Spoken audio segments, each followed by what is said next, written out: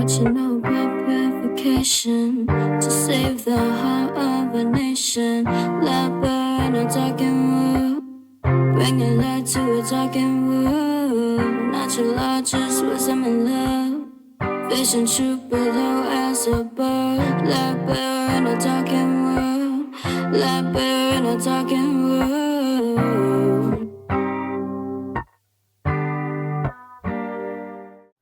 Hello and welcome to the Affirm Life Daily podcast. I have a special guest with me today, Brandon Spencer. He is an amazing resource for all things natural law. So we're going to talk about the truth, and the Trivium will be our focus. You will be able to find links to get more information about Brandon and look at some of his work directly on my website. There's links on there now. And when I post the edited version of this video, there'll be links along with that as well. But I thank you all for joining me tonight. And I'm going to start off with asking Brandon a very broad-based question and kind of let him get into it to give you an introduction to his mindset. So Brandon, in your words, describe what is natural law?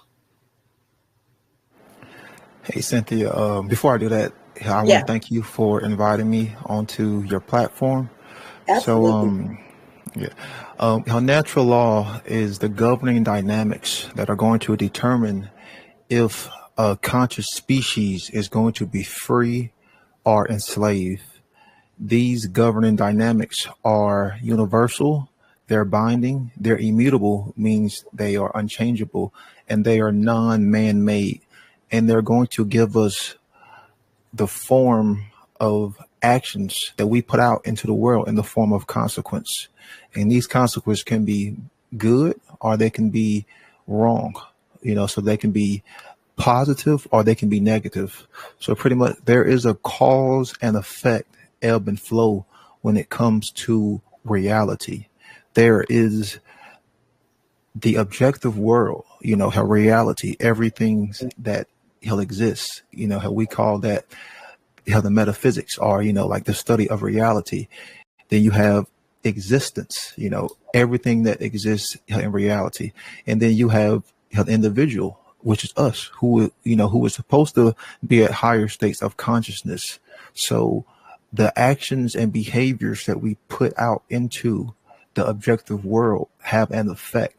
Then therefore we will experience those same effects brought back to us in a mirror-like form in the aggregate. Yes. That is how natural law is. Yeah, absolutely. I can't agree with you more, because that's one thing I find that people really get stuck when you tell them that we are creating this. This is a mirror of the energy we are putting out there. And they're like, no, it's them. It's us. That, right. Not to say that no one's doing anything, but we can change it. Correct. That's the fact that they're not connecting. So why do you think we're, like, in general, people are so disconnected from natural law? Well, you can never really be disconnected from natural law, because you will always experience the negative or positive consequences from, how natural law. The main problem is people are just ignorant of it. But just because you're ignorant of something doesn't mean that it doesn't exist. If you have two people in the same room, you can ignore that person all you want, but that person is still present. That person is still there in the now. That person is still in existence. You can ignore gravity all you want, but it's still there. They're always present because they are held immutable. And the main problem is because people have been given incorrect thoughts.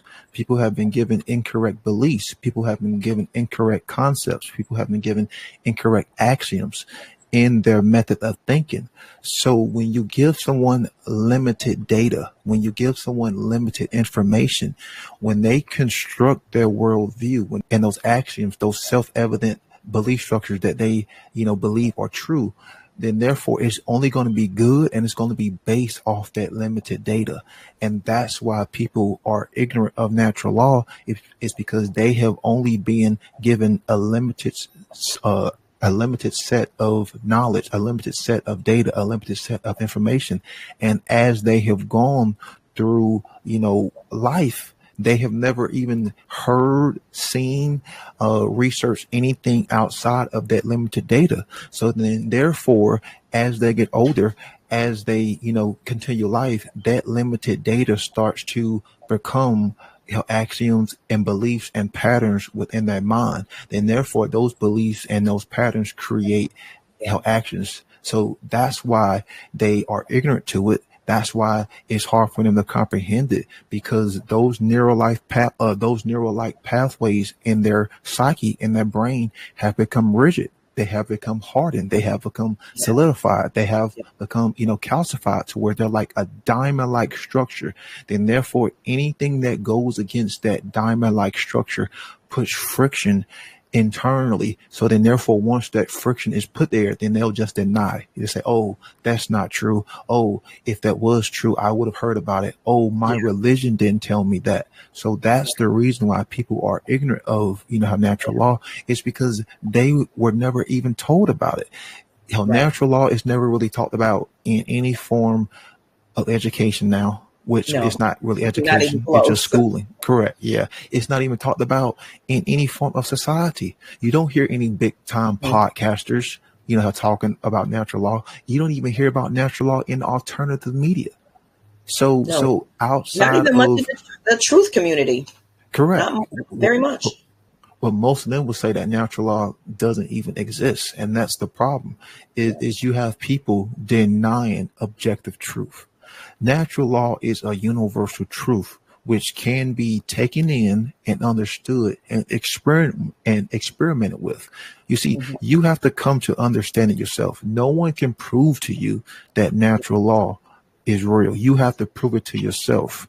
Because Mhm. when we are talking about, natural law, what we are really talking about is how to behave. We're talking about Yeah. how to Right engage versus in wrong. Moral in behavior. behavior, Yeah. and that's the problem is moral relativism, which is a mind virus, which is a cancer, which is a false axiom, has been installed in pretty much everyone's minds all over the world in all aspects of society, And even can you in just explain religion. moral relativism for those who may not be familiar with what that is? Sure. First off, we have to understand that it is a mind virus. Moral relativism is a mind virus. It is a toxic cancer for the mind. What moral relativism is it makes the claim, and it is a belief. It is a belief. It is a claim and a belief that says morality can fluctuate based on time, based on preference, based on culture, based on the individual, based on who's in authority. So when you actually look at what that is it's saying morality is not set in stone. So then when you actually weigh that that universal false axiom, because it is a universal false axiom, then you can pretty much say, well, what you are saying is that human beings can pretty much just act and behave any way they want to without consequence.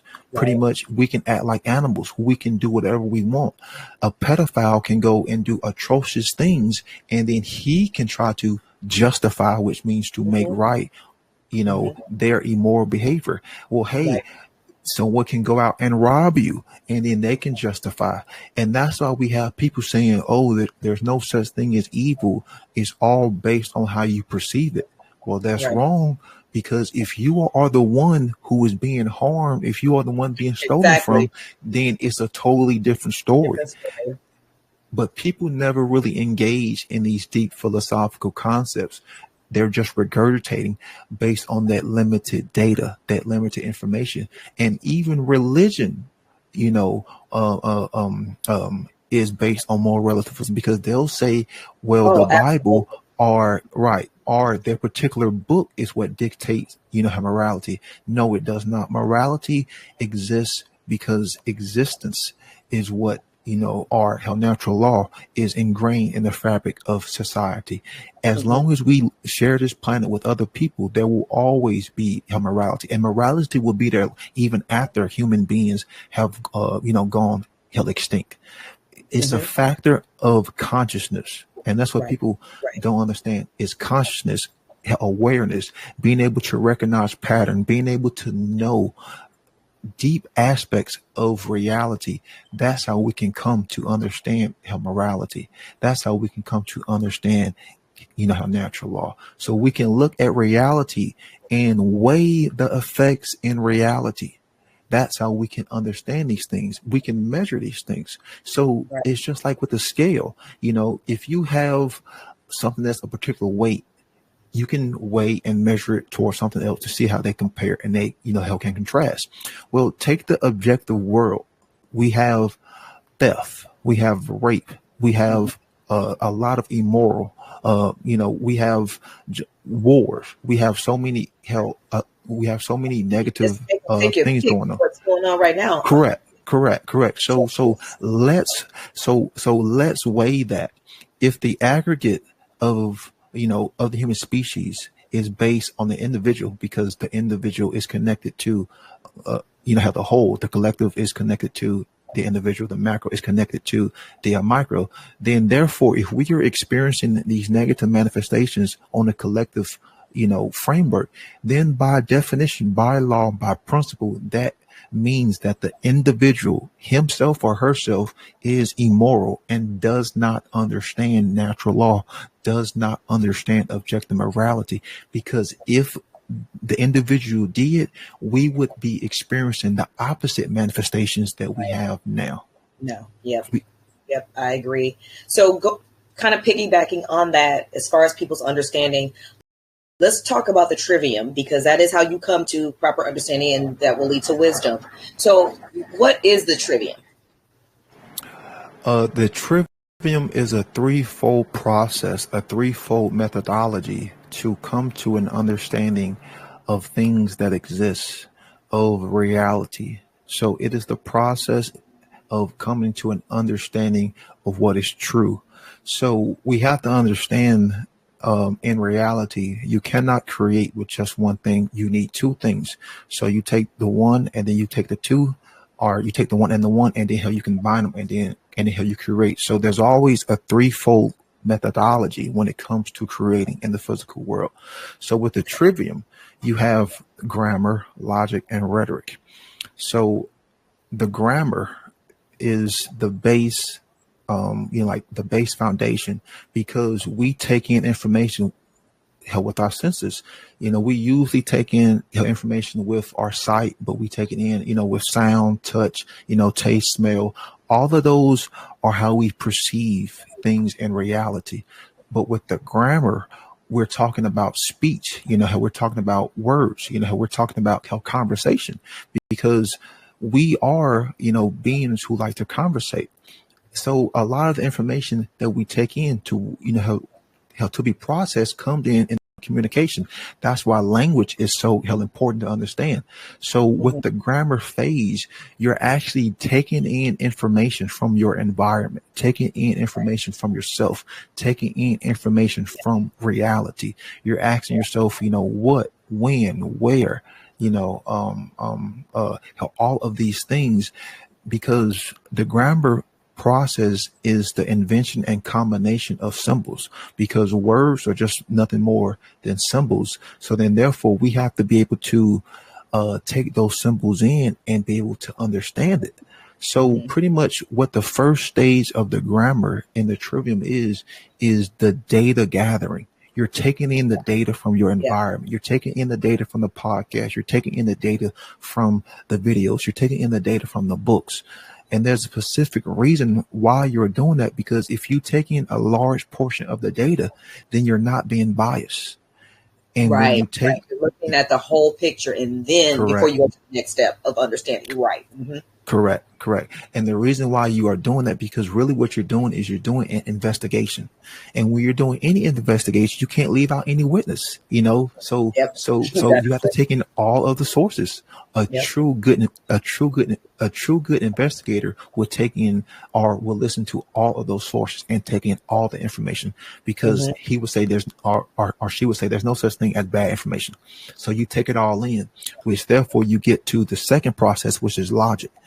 That's the filtration process. That's when you take that information that you've, gathered, and you're going to analyze it. You're going to filter it because you want to get to a state of non-contradiction. That's what the Right. logic process is you get your mindset to a state of non-contradiction because you are going through the process to determine what is true. And if it is true, it is clear. It is, it is clarity. It is consistent. Truth is not based on contradiction. It is one way.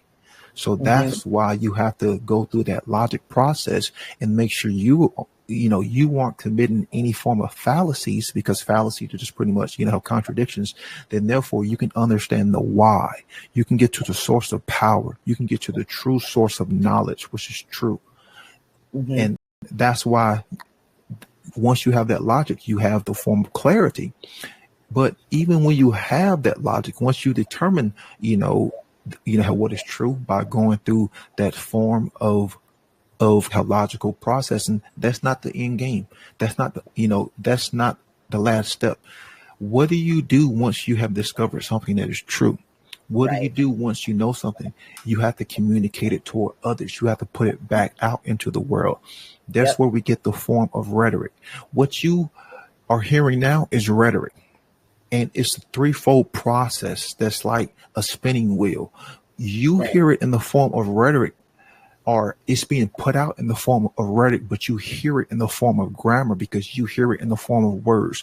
Those words are being taken in as vibratory energy through your sense of sound. That sound is being, how processed and taken in through, how the spinal cord all the way up into the brain, and hopefully reaching the neocortex. Hopefully Right. it's not, he'll be in retard and staying, and Mm. how the lower base region of the brain, and hopefully it's even going past the limbic system. Because if you're hearing this, have this rhetoric in the form of grammar, and you're getting an emotional reaction, then it's not getting to the neocortex, which is the higher region of the brain. Like the higher forms of thought, the higher forms of intelligence.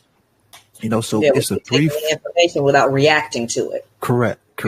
Yeah, yes, you have to be able to take in and listen to information without having a reaction, and not just having this animalistic emotional like reaction. And then also too, you can't deny it. You can't just Right. say, oh, that's not true. Well, you didn't verify yourself. So Right. the rhetoric process is the outward manifestation, because how do you communicate that which you know? How do you come to teach? How do you communicate? And you have to be clear with your communication. Right. So this threefold methodology is used in all aspects of life.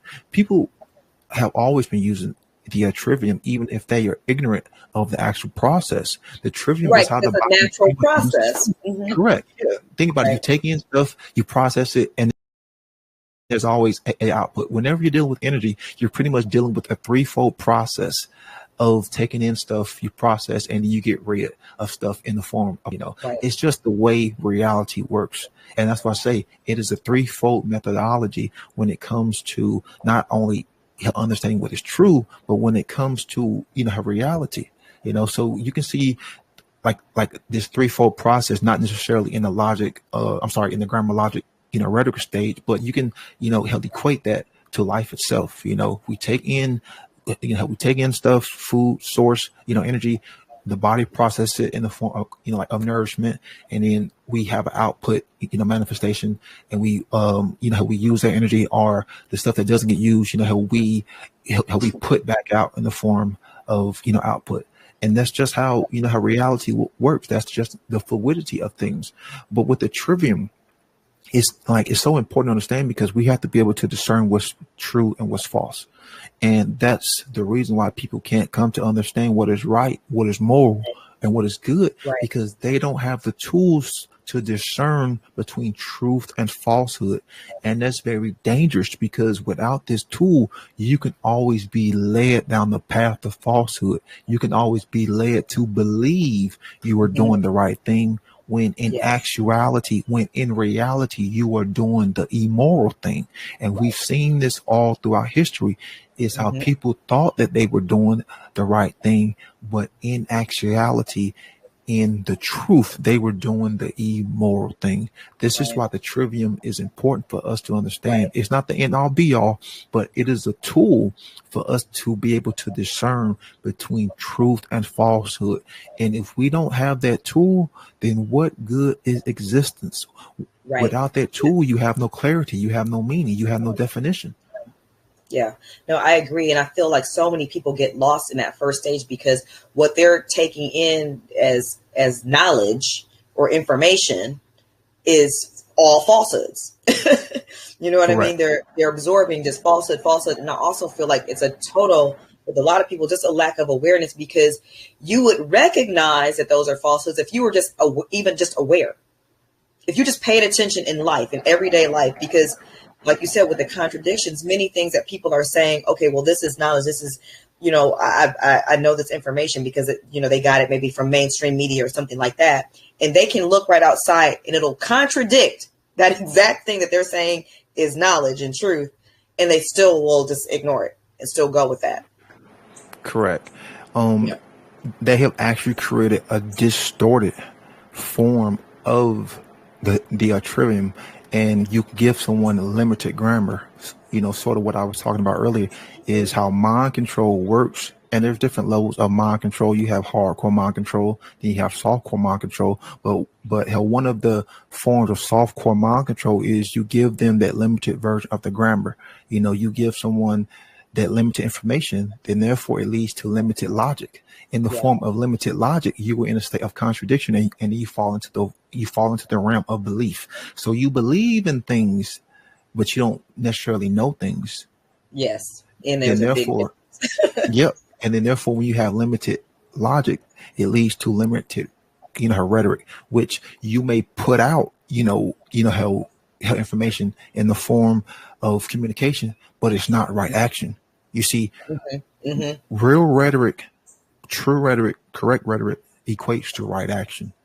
So you also have the distorted grammar, which is just, limited, grammar. But distortion just means to twist, how to manipulate. So Yeah. you make people believe that, focus on the physical, focus on monetary, possessions, focus on, hypersexuality, like focus on career, focus on, just having a family, focus on the American dream, Hmm. which was a dream because you have to be pretty much held asleep to buy into it. But you Hmm. give someone these distorted thoughts, then therefore it creates distorted logic, which isn't really true logic because it creates more contradiction. It creates more of an internal contradiction, Yeah. so, and then therefore you get to how distorted Yeah. her And then rhetoric. you get real people that are super rigid to anything that because there's Yeah. already so many contradictions that they're suppressing. So when you try to introduce anything, even if it's clear as day that that's got to be true, no, they're just gonna, block that information right out. Yeah. And actually, when you look at the trivium, you can equate it to the way consciousness expresses itself in thoughts, emotions, and actions. If you look at it, the grammar, well, that would be the form of thoughts because we take in that grammar, we take in that data, and it's supposed to go toward our mind. It's supposed to go toward the neocortex. That way, it can create concepts, it can create thought forms, it can create axioms. It can create these thought patterns within our psyche.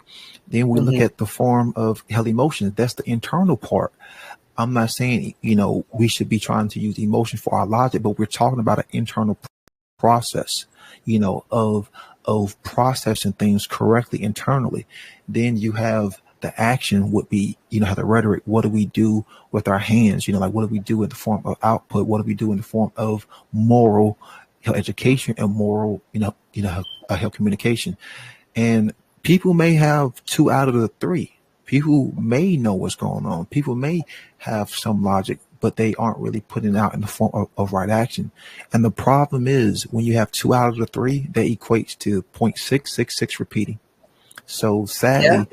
you were still in a form of ignorance because you aren't stepping into that fully holistic version of doing the great work of doing right action and true care. And it all involves true care. That is the initiation of all of this, because without true care, you'll never even really get started. Without true care, you Yeah. never even want to take in the grammar. You never want to even go through the process of logic, and you never Yeah. even want to, communicate it to others in the form of Yeah. moral education. Yeah, no, I agree with you totally. I feel like some people are so spiritually disconnected. Their level of care about even themselves, about anything, is just is like it has evaporated almost from them completely. They're just kind of on this repeat pattern: get up, do this, go to sleep, and it's like the passion, the care, the heart center is just so closed off. So Yeah, they don't care. They might think what you're saying is true, but they don't even care. yeah, yeah. They still have some internal shadow work to do. They still have some baggage. They still have some trauma. They still have some form of subconscious attachment, or even some form of egoic hell attachment that is holding them down or preventing them from stepping into that true teacher form of moral education. And a Right. lot of people, may be familiar with certain aspects of what's going on, but even they won't speak about, like those aspects. They'll just sit and just listen and watch as a form Right. of entertainment rather than getting on the battlefield in this actual war, because we are in a spiritual war. We are in a psychological war. We are in a emotional war. We are in a war for our minds. And this war is sadly spilling out into the physical. So Right. Yeah. until enough people are willing to get up off their lazy ass and get involved and make the correct sacrifice and Hmm. use the correct care and willpower and use dedication and fortitude, then expect things to get worse and worse. Because if you put enough pressure on anything, you put enough pressure on anything in physical reality, it will create change. So Hmm. sadly, maybe we do need to suffer more. Maybe we do need to have more and more of these hell atrocities coming, because it will literally force people to change. It's like Yeah. in the alchemical process, you have that laborious task of like of using rubbing, to take these metals and turn them into gold. Well, that was an allegory, of pressure, of using vitriol. Pressure is that force which creates change. I mean, hell, Hmm. think about it. A lot of us didn't really, seek out this knowledge, but something had to have happened. We had to see things get bad. And then sadly, a lot of people will have to see, or, how something bad has to happen in order for them to change. It doesn't have to be that way, but sadly, that's the way that people are That's choosing. where we are, unfortunately, Yeah. as a Yeah. collective. Yep. Because my last podcast was about human suffering and whether or not one of the questions we looked at was whether or not it was necessary, for spiritual growth and evolution. And, it basically comes down to it is until it's not, that's what it kind of boils down to. It's necessary until it's not necessary. And as a Right. collective, there's way too many people that are completely in an apathetic, closed off space that suffering is the only thing that even jolts them a little bit is extreme suffering. Right. And it doesn't have to be that way, but it is a Right. conscious, well, it's a conscious choice, and it is a subconscious choice too, because we are choosing to go down this path. Humanity did not have to go down this path in order for us to evolve consciousness. So I asked someone, or here's the analogy that I use to prove this point. Does someone have to touch a hot stove in order for them to know it's going to burn them? Of course, Right. the answer is no. You can learn it from someone. You can learn from someone else's experience. You Hmm. can listen to someone else, or you can start to put your hand close to that stove, and then those senses in your brain are going to tell you, "Hey, that's heat. That's pressure. Don't do that." So you don't have to experience that form of suffering in order for you to learn things. Yes, Right. suffering can be used to learn, but that's not the path you want to go down. And then two, we have the choice. We have the free will choice to learn the easy way or the hard way. But sadly, people want to learn the hard way. People Yep. want to learn in the form of ishfet. People want to learn in the form of nemesis. And if you are not familiar with the term ishfet, that Yeah, I was was just about to say, equated. can you explain that term? Because I'm not familiar with it. Sure, sure. In the Egyptian culture, uh, one of the main deities in the culture was Mayat. She was representative of natural law. She was representative of truth. She was representative of goodness. She was representative of all the of all the positive manifestations of consciousness. You know, Okay.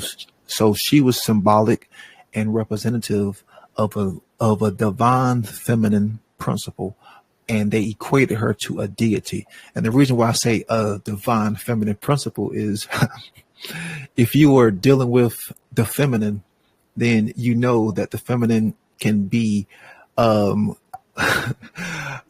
it have its good and it has its bad. You piss off that feminine and boy, she gonna strike. Yeah, I'm sure you Feminine know is also about this. chaos. Chaos is also Yeah, feminine. correct. Mhm. So Mayat came in its positive forms, but when you pissed her off and you didn't obey her teachings and you decided to put, more relativistic, values. Well, I shouldn't say more relativistic values, or more relativistic mindsets first. How when you decided to go through the pathway of suffering, of slavery, of immorality, and buying into falsehood, Mayat would transform into a counterpart, Ishvet, and she would teach you the hard way. Yeah. So, so, Mhm. yeah, this was symbolic and allegorical of learning from nature and learning from, how natural law is. We can learn from natural law the good, positive way, so we don't have to go down this path of suffering, or we can choose to go down the path of Ishvet and go through the ignorance and learn the same teaching, but it's going to be very, very tremendously bad because there's Mhm. going to be a lot of suffering, there's going to be a lot of death, and there's going to be a lot of chaos. But either way, you were going to be taught, and sadly, humanity is going to be taught because natural law does not give a shit how we learn. Eventually, we are going to learn. It's going to be through the path of Mayat or the path of Ishvet. And honestly, I prefer to do it through the path of Mayat. But if we have to go down the road through Ishvet and chaos and suffering, and there's going to be a lot of death and there's going to be a lot of, chaos, then so be it. Because humanity has to grow up and we have to learn these concepts. Yes, And that's the hard truth and that's the hard reality. it is. There's no way around it. People keep looking for a way around this. There is no way around this. Right, You're gonna right. have to do the right thing or keep suffering. I mean, it's not. Yeah. There is no shortcut. We don't get to. You know what I mean? It just doesn't work that way. We have to put in the work on ourselves so that the That's the only collective. two options. Yep. Yep. That's the only two options for humanity. You can learn the easy way and you can learn the hard way, but the hard way can also lead to extinction. That's the like people have been conditioned to think, oh, good's gonna win. Oh, evil's gonna be vanquished. That's not necessarily true. When you're talking about principles in the universe, the principle of rhythm is that pendulum swing just as Yep. much as it can be swing to the side of good, it can also be swing to the side of evil. And Yes. based on how the natural law, if enough people continue to, have to do that evil, the further and further, it's being pushed toward the pendulum of the side of evil, then we have a higher chance of destroying ourselves. Because Yep. if we don't respect existence, then Hmm. we will get resistance from the universe, as Mark Yes. Passio said in one of his earlier podcasts. And that's what Yep. we are getting a lot of resistance, but this resistance that we are getting, we are putting out, we are the creators of it. So then therefore we are the ones who can change it. It's not some deity sitting in some, burning pit with a pitchfork. It's not some, like alien species, like who's doing how this to us, even though I'm not denying that at one point in time there was some form of health intervention, and there was some form of health tampering, but Right. now we are doing it to ourselves. Man is 100% doing this to ourselves, and people don't Hmm. want to take personal responsibility, and we keep wanting to point the finger help externally, but we don't want to like do this and look in the mirror and point it to ourselves and look and see, what am I doing? What are my behaviors doing to others? Right. We Right. don't want to do that. Yep.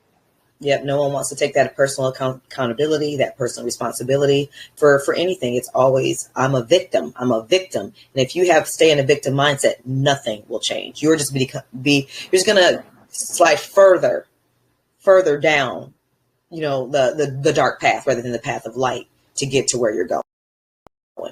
Just like you said, because it's not going to stop. Yeah. So we're going to learn. You're going, like your mom said, you're going to learn. So like you said, how do you want to learn?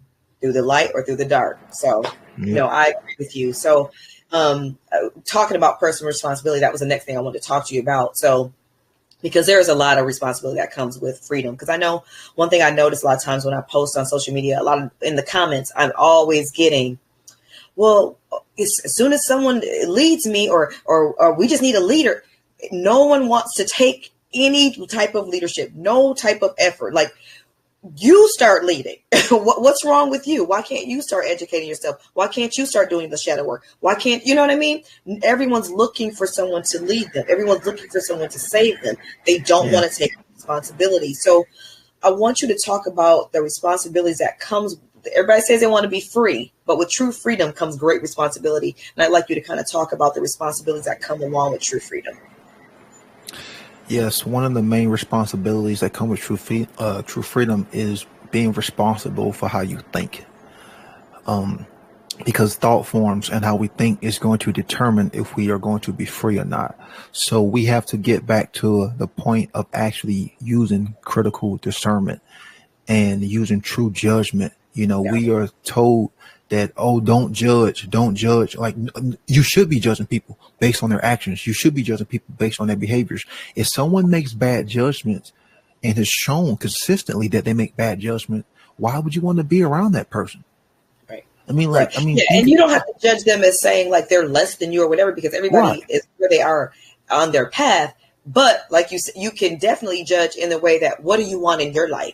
What direction what kind of energy do you want to surround yourself with? Correct.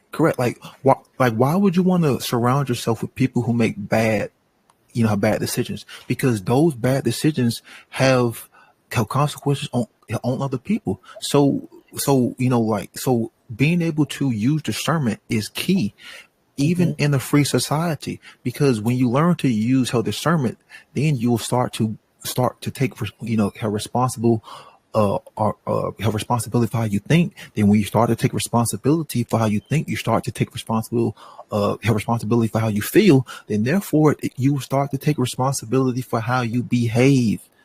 So in a free society, we have to be able to consciously think correctly. That's one of the main things is be able to think, because freedom is, or here's how I define freedom, is infinite possibilities with ultimate responsibility. I like that. Oh, I like that. I like that. I like that a lot. There will not, thank you. There will not be no mommy and daddy figure coming to save you. So you have to be willing to step up and do what is morally right. And you cannot do what's morally right if you do not have the knowledge of what is morally right first. And then another thing, that we have to be, have responsible for in a true free society is morally educating the youth and morally educating the next, the next generation that comes, along. Because what good is it if the parents understand these things, but they don't teach to the kids? Because there will always be certain negative influences, even in a free society. Right. Like, you wouldn't be able to control everyone's mind, because it will be based on, free will and yes, we live in the physical world. Nothing is 100% outside of death and natural law, the consequences of natural law. So yes, I do understand that even 99% of the people could be, obeying, natural law. You're always going to have people who are going to want to do some form of violence. Okay. So what are you going to do with that? So you have to teach the next generation these moral principles, these moral concepts. Therefore, they don't go asleep at the wheel. Once humanity goes asleep at the wheel when it comes to moral behavior, you open up the doors for tyranny, slavery, and chaos to creep in. You see, these things right here come with consequences. Hands. Actual physical hands come with consequences. This is what separates us, because with these hands come have responsibility because we have our consciousness, so Right. these hands can create and they can destroy. So if we don't have the correct knowledge to properly use these tools, because these are nothing more than tools, hands at their etymology mean power. That's why we have a lot of power. That's what separates us from our lower brothers and sisters in the animal kingdom, because majority of them don't have hands, so they can't build things. How they Right. can't do things, but we Right. can. How we can pick up a brick and throw it at someone, or we can pick up that same brick and build something. We Yeah. can pick up a stick and go and do violence, or we can pick up a stick or have multiple sticks and build a hut. It all comes down to proper use, misuse, and hell abuse. But sadly, we don't understand how to properly use things. We don't understand how to properly use tools. We don't understand how to properly consciously build and how to consciously create. So then therefore we create unconsciously because we don't have the correct knowledge. This is why Right. we have to, once we learn these things, we have to morally educate the next generation. And it's Yeah. so much easier to do it when they are young, because when you get older, it's so much harder to go and reprogram your mind, because you have to take what's there out first, then take in the knowledge, so why do it twice when you can do it once the correct way? This is why Yeah. moral education has always been one of the main solutions. And this is also one of the reasons why the Satanists and the social engineers have always targeted the next generation and the youth. Yes. And Yeah. another responsibility that we have to be willing to take is self-defense. Yes. A lot of people in the freedom community / spiritual, or they claim to be spiritual, but they don't want to defend their bodies. They don't want to defend their property. Property is real. It does hell exist. Property rights are real. It does hell exist. So what are you going to do if someone encroaches or trespasses on your property? Of course, you're going to use your words to try to deter them and try to get them to stop. But if they bring violence your way, then you have Right. a moral right to defend yourself, even Yes. at the means of deadly force. So you Yes. have to be willing to step up and correct their wrong by way of making it right. And Right. that's the thing, is the only way to fix a wrong is to make it right. You can't, Yeah. you don't fix a wrong with the wrong. You can only fix a wrong by making it right. Right. Otherwise, And you're just compounding it. correct. And you're making it worse. And that's what we've done, Yes. is we're just compiling wrongs. Yeah. Let me fix this wrong with a super duper wrong, and then the super duper duper Right. wrong. Yeah, and it's just Right. it turns into a mess really fast. Yeah. And I do understand that, okay, not everybody's going to want to be able to defend themselves. Okay, I get that. Like maybe someone may be older, and may be a little bit more fragile. They still have that option. Well, there are many ways to, defend yourself. And then two, the ones who would be in that environment would be able to take that personal responsibility and band together to stop Right. whatever means of violence or threat. It's almost like back in the day when something would happen, then everyone would get the pitchforks. I was totally fine with that because it was a community-based thing. Now, Mm-hmm. yes, I do understand, like how could you know if someone's telling the truth or not? I get all that. But what I'm saying is, if you were willing to take responsibility in the now and do what is right, then it won't even get to those like those later forms, because when we let wrongdoings go on and it's not fixed, the longer that wrongdoing is not corrected, then you have more and more problems. Then you have to start to, well, it's so telling the truth, compared to if the person who was actually wrong was willing to step up and do what is right and deal with the problem and take personal responsibility, then we wouldn't have to go and band together to try to find someone. And, we wouldn't have to try to prove if this person did something wrong. If the actual victim of the wrongdoing was willing to do what is right, and if everyone who was there who saw what was going on was willing to do what is right, we wouldn't need to do, have gathered people to go out and for this person. Right. Yeah, it's that is definitely part of the responsibility. Is that because, you might be thinking, oh, well, I'm just trying to turn the other cheek or whatever. A lot of things that is pumped into people with religion. but co-signing on someone doing wrong or allowing them to do it, that's not helping you or them. Yeah. By And encouraging them to do immoral, harmful things to others, and that's encouraging them when you don't do anything about it. we turn the other cheek when someone says, okay, hey, I don't want to hear about the truth. Okay, like when I hear that, okay, I don't deal with this person. I get that person out of my life. But if someone is doing violence to me, I'm not turning the Exactly. other cheek. I'm turning to a 9 millimeter, held Right. with 145 grain, hollow points.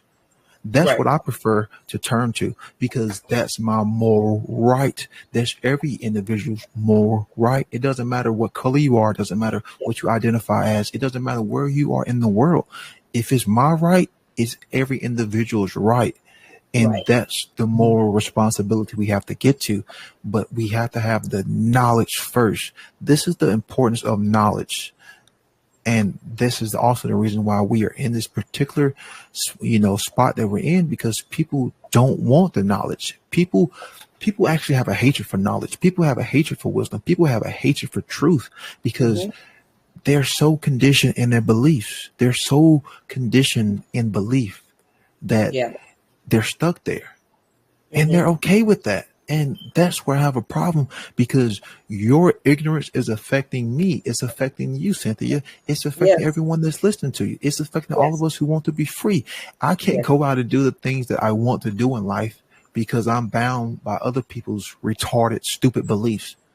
Right. So Yeah. then, Yeah. therefore, It's yeah, collective. We're a collective. right, You can't get away from that. When I talk about the one consciousness and the unity consciousness, that we're one. So people have to. That is something when you're talking about teaching the kids. That is something so important to teach children because it is in that separation consciousness that you feel like, oh, I need to protect myself, and that's where a lot of these negative behaviors come from because you are looking at yourself as separate rather than part of right. the one, part of community. You know what I mean? So Yeah. yeah. Self-defense is a form of self-care and self-love. I mean, think about it. If someone is bringing violence on you, you're saying, hey, I have enough self-respect. I bring a lot of value. I'm going to make sure that I survive this negative encounter Right. because I have something to bring to others and the world compared to Right. the individual who's going to sit there and just cower and just let this violent criminal do whatever they want. That is Right. not self-love, that is not No. self-respect, and that is not self-care. Yeah. Anyone who would bring violence toward me, you better be ready to die because I have too much self-worth, have too much self-respect, and I have too much to have to give to this world to just sit there and cower. Right. So self-defense is a form of self-love, is a form Yes. of self-care, and we all Yes. need to embrace it more, Mm-hmm. irregardless of what any government says, irregardless of what any politician says. If you can't get a firearm, okay, go and learn some form of, have self-defense classes, help get some pepper spray, do something, but don't just be willing to cry out and be a victim and, Right. and, and, and pull out your phone to call order followers. That's what Right. cowards do. That's what weak people do. That's what weaklings do. So stop being weak, and we have to get to this point of not just physical strength but emotional strength, psychological strength. um Spiritual um strength too. Yes. yes, yep, you have spiritual strength because that's what people don't have. They don't have the spiritual strength. They don't have the mental strength, because if they did, they would be more of an integrated, a more integral, and have integrity, because how integrity means wholeness. It means to be fulfilled. So not just having physical strength but mental, health, psychological, health, emotional, and spiritual strength. Be a complete holistic being Right. in your full Right. totality and not just focusing on one aspect. Yeah. No, I agree because that has just led to the chaos that we're in. So how do you feel like, how do we find clarity in the midst of all this chaos that we're in right now? In For those, order to I feel like a lot of people are really struggling to find clarity because there's a lot going on right now. Yeah. You have to be willing to admit that you were wrong. You have to be willing to admit you have bought into a lie. You have to be willing to admit that you have been conditioned. A lot of people don't want to admit that hardcore truth that they Mhm. bought into a lie, that they were Mhm. wrong. You will stop putting the blame on others. And Yes. then after that, you have to have a care for the truth, because if you want clarity, clarity means to be clear. It like there's no obfuscating, there's no distortion, it's not muddy. So we're talking about clearness. We're talking about something where light can pass through. Well, then we're talking about knowledge. Well, then we're talking about the truth. So you have to care for the truth, and you have to put the truth above anything else in life. You have Mhm. to put the truth above family. You have to put the truth above, career. So Yeah. in order for us to find clarity is we have to be willing to put the truth above all. The truth and morality reign supreme. And then Mhm. two, in this sad world, here's the uncomfortable truth too that people have to care for is you have to be willing to die, Yeah. because in this sad world, and sadly, all the truth speakers in the spiritual realm, were symbolically sacrificed, because that's what the collective unconscious does. It always sacrifices the individual. It always sacrifices the truth for the expense of their own gain. So Mhm. even though I'm saying all these things, I do fully recognize in this world of chaos, and because people have disdain for truth, when you are trying to communicate with people, someone can bring violence upon you, and and you can be snuffed out, sadly. Yeah. That's the sad Yeah. reality for you know Yeah. and the sad reality is the government can kick down any one of our doors in the middle of the night, saying we Right. did this, or making up these false claims, and Right. then you be taken out. Any truth That's the is sad terrorism reality. now, apparently. Correct. All truth is Yeah. terrorism. Yep. So yeah. Yeah. So in order to see through this darkness that we all live in, is you have to be willing to admit you've bought into a lie. You have to be willing to admit that you don't know it all, and you have to be willing to seek the truth, because without the truth, man will always be blind. We'll always Yes. be in darkness. Yes.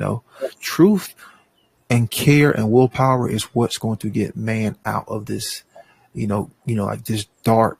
And I don't want to call it dark night of the soul because we may not make it out of this, just this darkness, like this dark unconsciousness that, that people are so invested with. They're so, it's like they have this egoic attachment to ignorance. Yes. They have this Yes. egoic attachment to misosophy, which misosophy just means the hatred for truth, the hatred for wisdom. People love being ignorant. They would rather stay in their ignorance Yes. and their form of security and Yes. and and fake comfort than to Mhm. actually jump into the unconscious and learn these things so they can finally understand what is true. And you know what I find so strange too is that's just how, you and I were talking about, you have to be willing to die, for the truth. When you become really dedicated to this cause, you are willing to do that. And, it's weird how so many people are willing to die to hold on to their ignorance. Yeah. They're willing to die before they would say, I'm wrong and I want to change. They'd rather die than do that. There's so many people, there's way more people willing to do that than to die to stand up for truth and what's right, which Yeah. just is not going to be. Right. Because they are so conditioned to buy into the lie. Man is conditioned to buy into the lie from even before the individual was born. He or she has been conditioned to buy into the lie, even when they was in their mom's womb. Yeah. Because Yeah. their mom was conditioned to buy, into the lie, and it's Sure. been this pattern, it's been this cycle. So in order for us to break this cycle, this, like this traumatic cycle, because that's pretty much what we are in. We are in this trauma, we are in this traumatized cycle, and we get traumatized at such an early age. It Right. holds us back. It's this baggage that, that most of us can't.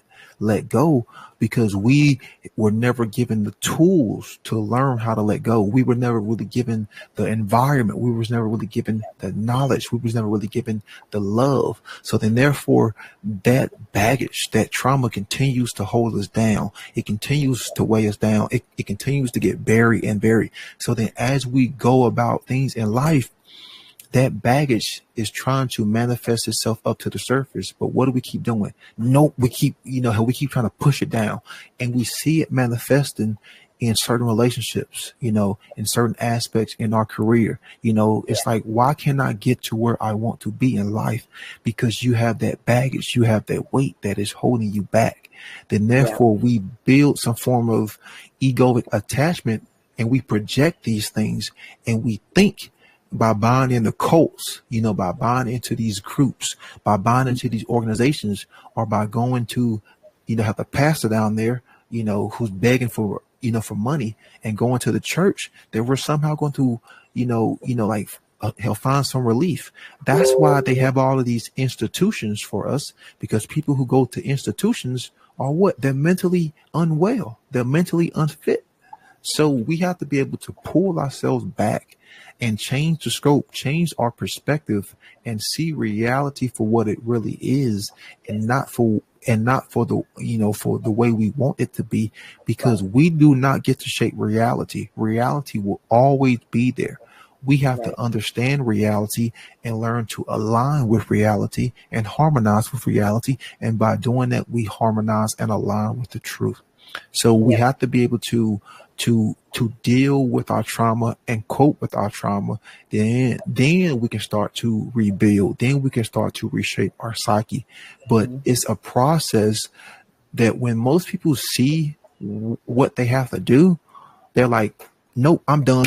I'm going back to being, hell asleep, because it takes time.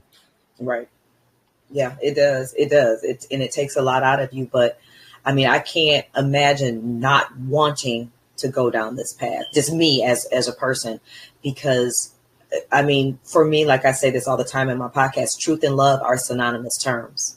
So I would feel like I have no love in my life if I don't have truth in my life. So this has been just an awesome conversation. Does anybody have any questions or comments or anything for Brandon? I always got something to say, Cynthia. I love it. And I love that. What's going on, Brandon? Hey, how's it going? Good. I didn't catch the whole thing, but from what I did catch, definitely awesome to hear. I heard some of the end, so some of my and then some of how you guys were wrapping up and summarizing the topics and just rehashing things at the end here. I also want to say something similar to what Cynthia had brought up, which is that you're going to die anyway. And so you're either going to die in support of the chaos, or you're going to die in support of truth, love, and freedom. Mm-hmm. Right. And that's not negotiable, right? Because the vessel is not eternal. Your soul may be eternal, or some aspect of the real you may be eternal, but the vessel is not. And so the fact of the matter is, every second, you got to make every second count, because you're either in every second contributing to the perpetuation of the current condition, or the change into a better condition, or the change into a worse condition. But we don't want to do that. Right. You know what I'm saying? So I was going to say that you're going to die anyway. Being willing to die for something, not being willing to die for something, the die is remaining. Right. So choosing truth should be a no-brainer. And as you said, that the conditioning makes it, muddies the waters a bit. So, but yeah, I really appreciate your episode here, Brandon, and Cynthia, always for the podcast in general, and what you have to offer as well. Big love, y'all. Yeah, thank you so much. Yeah, that was a great comment, because that is so true. You're gonna leave here anyway, because even though there's so much darkness reigning supreme right now, it seems, and so much chaos and suffering, me internally, because of the work that I'm doing, is probably the most joyous I've ever felt in my life, because of what I'm doing. because of the work that I'm doing, because of my commitment to the truth, because of my commitment to the great work. So I think people don't understand, once you kind of get over that hump, you're ready to admit things, you're ready to take in that knowledge, you're ready to get to that stage of wisdom. The other side of that is truly beautiful. It's truly beautiful when you know you are doing your best to really be in harmony with the universe, to be in harmony with love and light. It's its own reward. Yes, because you are aligning with the most powerful force in creation, and that force is truth, morality, and goodness. That is the most powerfulest force in creation. And that's the reason why we aren't seeing things change, is because enough people are not aligned with that force, and they are not using the willful choice to use their voice to speak the message of truth out into existence. Then therefore existence is not coming to our to our rescue. It doesn't have our back. You see, if enough people were willing to unite and use their voices, just like we see at these major health events, if we as conscious beings, we are energy. Okay, so we all know if the energy can harmonize. So think about it. If we have 1,000 people who harmonize, that's a lot of energy. If we had 100,000 people, harmonize, that's energy. What if we had 100 million people harmonize? Then that's way more energy than it was than just 1,000. So if those 100 million people all use their voice to speak the message of truth, then we will start to see some real world change, and then we will start to see some universal forces come to our aid, and we will start to see more of an abundance. We will start to see more creation. We will start to see more things being manifested. We will start to see higher states of consciousness, and we will start to see fear starting to have to decrease. We will start to see slavery started to decrease, and we will see more and more of an increase in freedom of thought, of critical discernment, of options, and that's a beautiful thing. And that's what I imagine every day. Yes. And sadly, not enough do. Yeah, that was beautifully stated. Beautifully stated. We absolutely, I always try to hammer that home. We have to create the world we want to see. It's not going to just magically appear. We have to do the work and create it. Yeah. Was there anything else you wanted to share, Brandon? Because I finished my questions that I have for you, but if there's anything else you want to share, let me know. Sure. I just wanted to talk about, we need to have the definitive knowledge. I mean, like the definitive knowledge, meaning we have the accurate knowledge to where we know the difference between right and wrong. That it's so important, because that is going to dictate everything else in life. And without that knowledge, you can always be led astray. So we have to be willing to invest the time and seek out the correct teachers who are going to put out the correct information. Therefore, we can take in that knowledge and we can learn from it and run it through that Trivium process. Then that we can verify ourselves. Don't just believe me. Don't just believe, how Mark Passio or Will Keller or Chris Nelson or any of us who are on the One Great Work, how network. Take what we have to say and actually invest the time to run it through that Trivium process. Therefore, you yourself have that definitive knowledge, that way it will change and shift your consciousness, because I have not come across any more important information, and I've spent probably 10,000 hours going through all kinds of stuff. I have not come across any more knowledge that is important than the simple basic understanding of what is moral and what is immoral, what we have a right to do and what we don't have a right to do, because that right there, that knowledge is going to shape your consciousness, it's going to shape your worldview, it's going to shape every form of relationship, is going to shape every interaction. Because if you do not have that knowledge and you do not act in the correct manner, therefore you will always be immoral and you will always make the unconscious choice. When you have that knowledge, you will make the conscious correct choice. You see, you can make the conscious correct choice and still make the unconscious correct choice. two different things. We have to get back to a state of thinking, correctly thinking. And to correctly think means it's a conscious thinking and not an unconscious or subconscious thought. That's why I say we have to have the definitive knowledge, because when you have that definitive knowledge, it's a conscious choice when it comes to actions and behaviors. So I'll close with that. Yeah, thank you. That was the perfect way to close, because knowledge is key to this journey that we're on. Earth is a school and we are here to learn. So thank you so much, Brandon. As I said, all of his contact information and links will be posted. They're on my website now, and when I post a video, they'll be posted along with the video too. As always, please visit affirmlifedaily.com. Follow on social media at Affirm Life Daily. Subscribe on YouTube. Your support is crucial to my efforts and to his efforts, so please follow him as well. And check out his work. It is amazing. As you can see just from this podcast, he is a wealth of information. So thank you again, Brandon. And as always, love, light, and infinite gratitude. Everyone have a wonderful, wonderful night. Thank you so much for joining me.